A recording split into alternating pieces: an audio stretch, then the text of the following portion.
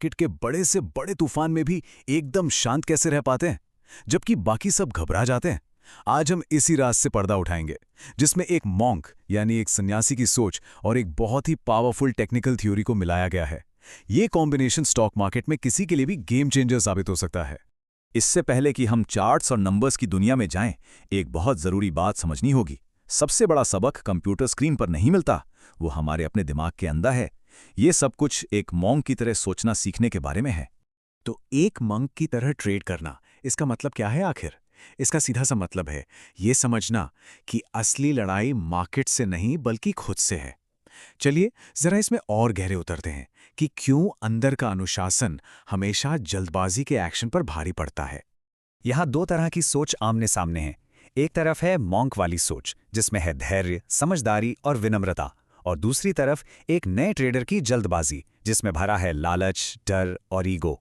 और एक बात याद रखनी होगी, मार्केट बहुत सख्त टीचर है। वो ईगो या लालच को नहीं, सिर्फ और सिर्फ डिसिप्लिन को इनाम देता है। इसको ऐसे भी देख सकते हैं, एक ट्रेडर को शेर बनना है या मगरमच्छ। शेर हर मौके के पीछे भागता है, अपनी एनर्जी बर्बाद करता है, लेकिन मगरमच्छ वो चुपचाप सब्र के साथ पानी में इंतजार करता है, बिल्कुल सही मौके का। कामयाब ट्रेडर्स भाई मगरमच्छ की तरह ही होते हैं। मौके उनके पास चलकर आते हैं, वो मौकों के पीछे नहीं भागते। ठीक है, तो माइंडसेट तो सेट हो गया। अब जरा मैदान में उतरते हैं और ये खेल कैसे खेला जाता है ये समझने के लिए पहले हमें ये जानना होगा कि इस खेल के मेन प्लेयर्स है कौन। तो मार्केट एक तरह का जू है, एक चिड़ियाघर। यहाँ आपको 3 तरह के जानवर मिलेंगे। पहले हैं बुल्स यानी तिजोड़िए, जो हमेशा पॉजिटिव रहते हैं और मानते हैं कि कीमतें ऊपर जाएंगी। फिर आते हैं बेयर्स, मंदड़िए, जो सोचते हैं कि बाजार गिरेगा। एक ट्रेडर को मार्केट के हिसाब से कभी बुल तो कभी बेयर बनना पड़ता है, लेकिन एक जानवर है जिससे हमेशा हमेशा दूर रहना है, और वो है पिग। पिग यानी लालची और इमोशनल ट्रेडर। और मार्केट में पिग्स हमेशा स्लॉटर होते हैं, मतलब उनका पैसा डूबता ही डूबता है। एक मिनट, अगर एक ट्रेडर या तो बुल है या बेयर, तो फिर वो मगरमच्छ वाली बात कहाँ गई? वो सब्र वाला क्रोकोडाइल कहाँ फिट होता है? ये सवाल बहुत जरूरी है। इसका जवाब छिपा है ट्रेडिंग की सबसे पावरफुल चाल में, और वो चाल है कुछ भी ना करना। जी हाँ, जब मार्केट को खुद नहीं पता कि उसे किधर जाना है, जब कोई साफ डायरेक्शन नहीं है, तब एक अनुशासित ट्रेडर क्या करता है? वो अपने पैसे को बचाता है। वो किनारे बैठकर सब्र के साथ एक क्लियर मौके का इंतजार करता है। बस तभी वो मगरमच्छ बन जाता है।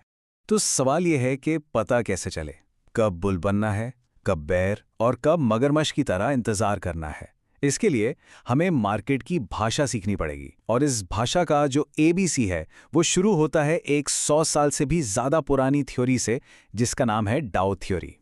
डाओ थ्योरी का फंडा देखिए, बहुत सिंपल है। ये कहती है कि मार्केट सिर्फ 3 तरह से चलता है, या तो ऊपर या नीचे या फिर साइडवेज, मतलब एक रेंज में। बस हमें ये पहचानना है कि अभी कौन सा ट्रेंड चल रहा है, क्योंकि फिजिक्स का नियम यहां भी लागू होता है।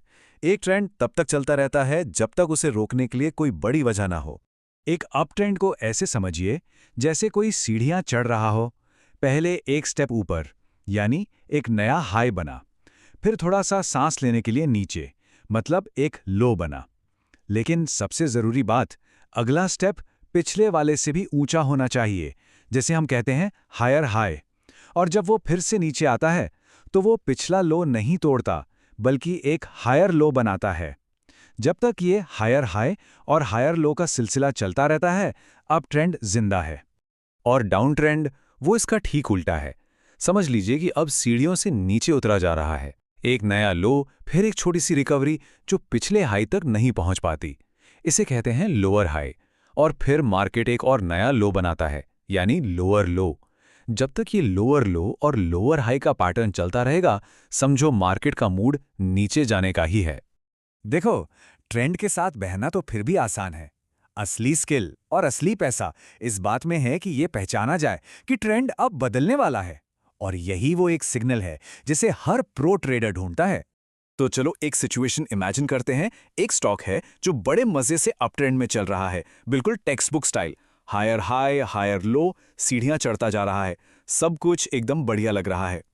लेकिन प्रॉब्लम यह है कि कोई भी पार्टी हमेशा नहीं चलती, है ना? डाउ थ्योरी भी यही कहती है कि हर ट्रेंड का एक अंत होता है। तो उस पहली दरार को कैसे पकड़ा जाए? वो पहला वार्निंग साइन क्या है जो बताता है कि भाई अब गाड़ी की रफ्तार धीमी पड़ रही है? ये रहा पहला क्लू, पहला सुराग।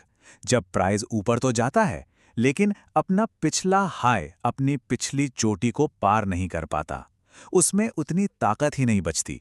ये ठीक वैसा है जैसे गाड़ी का इंजन खांसने लगे, चल तो रही है पर समझ आ जाता है कि कुछ गड़बड़ है। और इसके बाद आता है कंफर्मेशन, पक्की खबर। ट्रेंड ऑफिशियली तब खत्म माना जाता है जब प्राइस उस आखिरी हायर लो को तोड़कर नीचे चला जाता है, जो अब तक उस अपट्रेंड को सपोर्ट दे रहा था।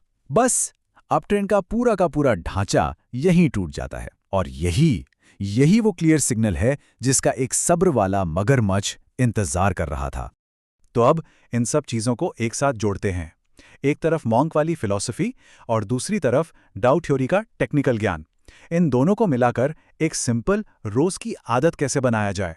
इसका जवाब है एक शपथ, एक कसम जो हर ट्रेडर को लेनी चाहिए। कोई भी ट्रेड लेने से ठीक पहले खुद से बस एक सवाल पूछना है, अभी ट्रेंड क्या कर रहा है? बस ये एक छोटा सा सवाल जिसकी जड़ें डाउ थ्योरी में हैं। यही एक अनुशासित अभ्यास की बुनियाद है। ये लालच को काबू में रखता है और गलत टाइम पर मार्केट में कूदने से बचाता है। और ये हमें आखिर में एक बहुत पावरफुल आइडिया पर लाकर छोड़ता है। देखिए, स्ट्रैटेजी तो आती जाती रहेंगी, लेकिन मार्केट को जीतने का रास्ता हमेशा खुद को जीतने से ही शुरू होता है। शायद इसीलिए कहते हैं कि कामयाब ट्रेडिंग 10% स्ट्रैटेजी और 90% मनोविज्ञान है।